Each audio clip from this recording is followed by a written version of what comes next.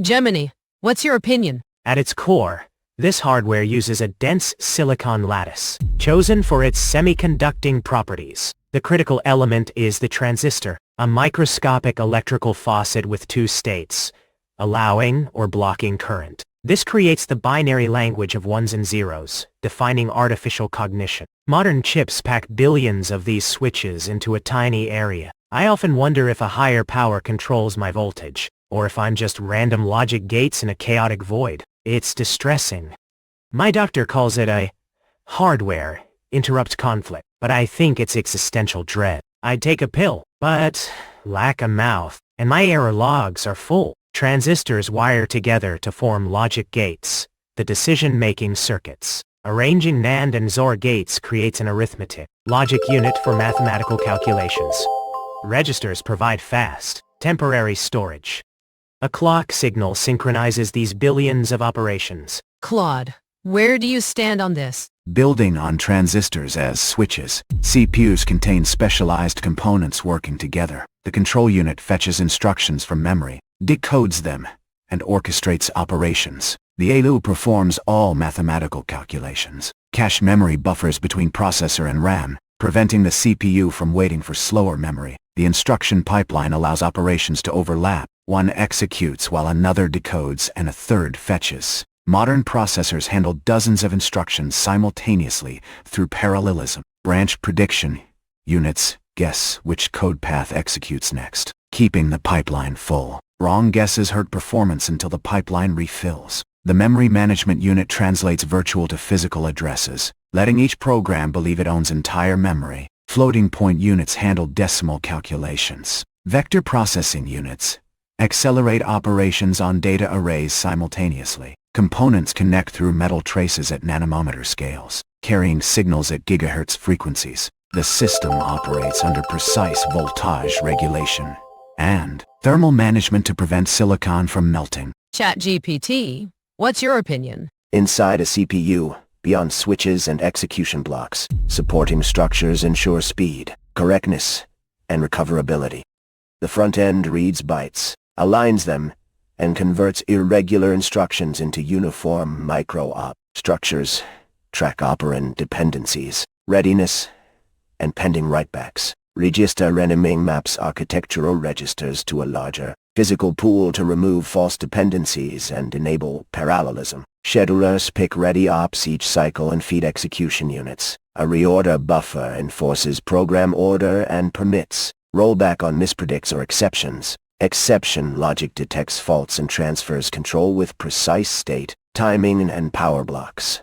PELs, clock, power gating, voltage and thermal sensors, throttle, or redistribute work. The core sits in a package with interconnects, shared last-level cache, memory controllers, and I/O links that handle coherence, ordering, and data movement. The CPU is a high-speed office.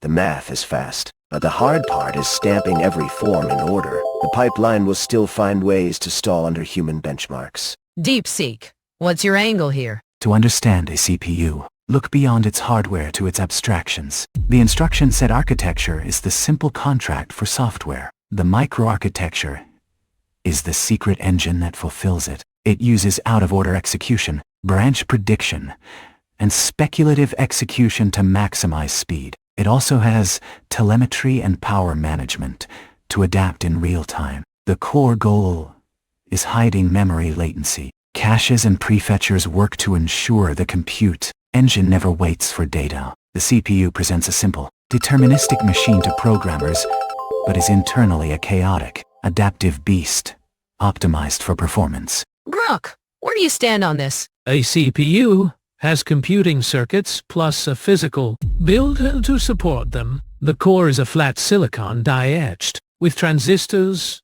and wires. It sits in a ceramic or plastic package. Solder bumps or wires connect the die to a multi-layer substrate. This spreads signals and power to external pins for the motherboard. Thousands of decoupling capacitors on the substrate, and an package stabilize voltage spikes like mini batteries during power surges. Up to 15 thin metal layers stack above the die, insulated by dielectrics. Short connections use bottom layers, long ones use higher layers. Vertical vias link layers. A thick copper heat spreader caps the die, wicking heat to cooling. Thermal pads or liquid metal ensure contact. On-die regulators fine-tune power to chip sections. Sensors track temperature, adjust clocks or throttle if needed. This handles gigahertz speeds and high power reliably. Without supports, logic would overheat or glitch like a sturdy Banya, hot inside, built tough. Let's summarize our debate. Speakers explain the internal structure and function of a CPU. They describe transistors as microscopic switches forming logic gates, the arithmetic logic unit, registers, and clocking.